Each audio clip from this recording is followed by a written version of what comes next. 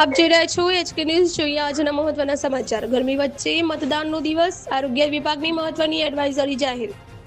સાબરકાંઠા જિલ્લામાં ઉનાળાની શરૂઆત સાથે જ ગરમીનો પારો વધી રહ્યો છે, જેના કારણે જનજીવન પર અસર જોવા મળી છે।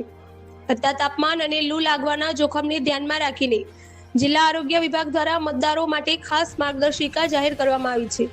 ખાસ કરીને આવનારા રવિવારે મતદાનના દિવસે લોકો સાવચેતી રાખે તેવી અપીલ કરવામાં આવી છે।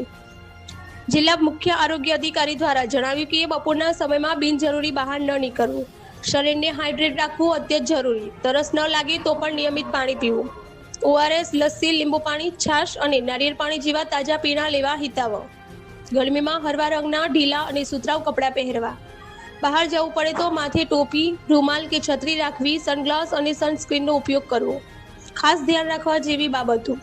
બપોરે 12 થી 4નો સમય સૌથી જોખમી। દારૂ, ચા, કોફી અને સોફ્ટ ડ્રિંક્સ ટાળવા, તેલિયું, મસાલેદાર અને વાસી ખોરાક ન લેવો। સિનિયર સિટીઝન, બાળકો અને સગર્ભા મહિલાઓએ ખાસ કાળજી રાખવી જરૂરી। મતદાન માટે ખાસ સૂચના। સિનિયર સિટીઝન અને સગર્ભા મહિલાઓને સવારના સમયે મતદાન કરવા અનુરોધ કરવામાં આવ્યો છે, જેથી ગરમીથી બચી શકાય। હીટ સ્ટ્રોકના લક્ષણો: અતિશય તરસ લાગવી, ચક્કર આવવું, માથાનો સતત દુખાવો।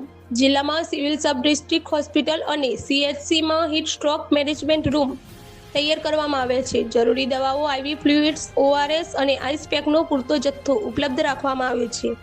ગરમીથી બચો, સ્વસ્થ રહો અને સુરક્ષિત રીતે તમારું મતદાન કરો। HK news, Sabarkantha.